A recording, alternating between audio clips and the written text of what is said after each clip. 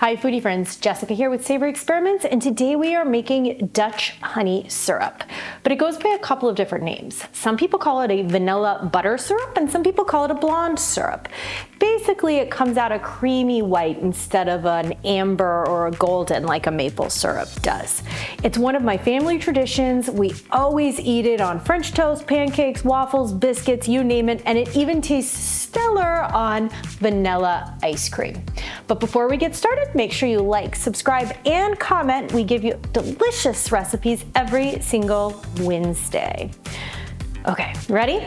This recipe is super easy and only uses a handful of ingredients, but I'm gonna warn you right off the bat, this is not a healthy recipe, and you should only use it on special occasions, like every Sunday morning in my book. But let's get started. We have a heavy bottom saucepan. Because we're working with dairy and sugar, you want something really heavy so that it can conduct the heat and distribute it well so that it doesn't burn or scald.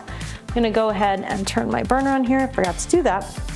Okay, put it on a low heat. So that was 1 cup of sugar, and then you wanna do an equal amount of heavy cream.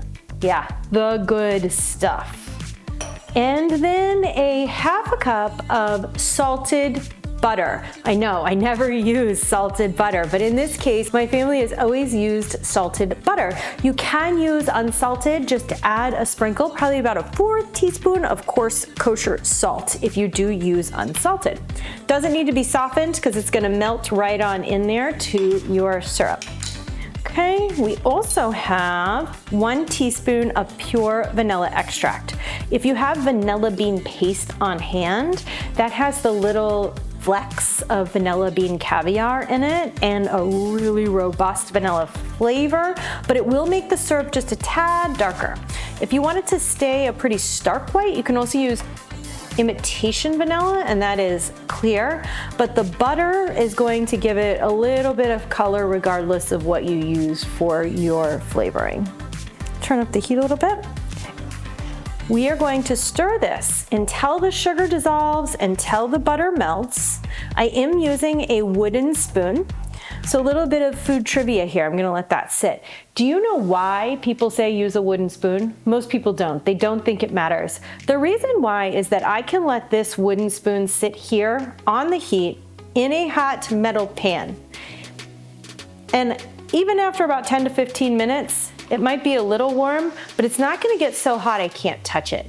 If you were to put a metal spoon, even plastic in here, it's gonna get too hot to touch, and the plastic eventually will start to melt into your dish.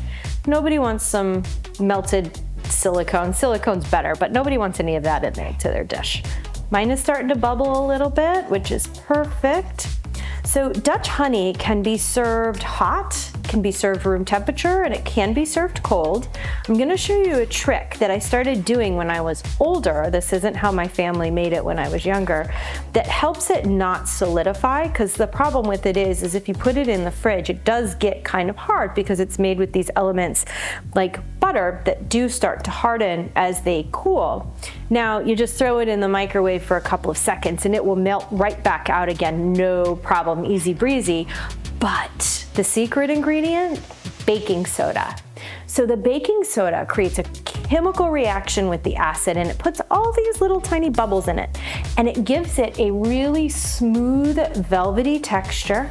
It doesn't impact the flavor at all, and it prevents it from solidifying as much in the refrigerator. So now you have the option to not only use it warm or room temperature, but also cold. And for things like desserts, maybe you want a cold vanilla butter syrup. Okay, everything is melted. It's all starting to come together and be cohesive, and I've got little bubbles around the edges. But now I'm just gonna let it simmer for about 5 minutes. This is going to let some of the liquid, the water in this, evaporate so that it starts to thicken. The problem is, oh, almost had a problem. That's the problem. The problem is when you're working with sugar and dairy, it can very easily bubble over in just a matter of seconds. And let me tell you, cleaning up sugar and dairy from your stove is not a fun task.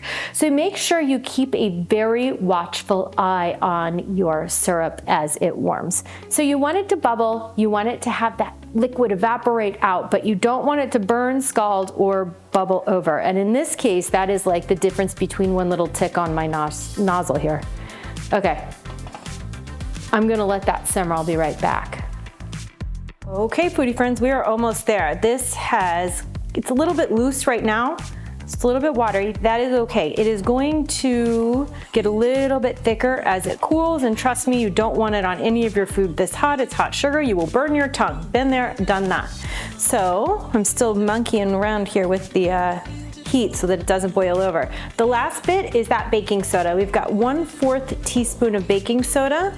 At the very end, it's gonna bubble, do all the things. So I'm gonna turn off my heat altogether. Oh, look at that creamy goodness. You see all those little bubbles in there? I told you it was gonna make bubbles, and it did. They'll calm down a little bit after you incorporate it all in, but just that tiny little amount created all of that beautiful air. I'm gonna let this cool before I transfer it to a different dish for serving.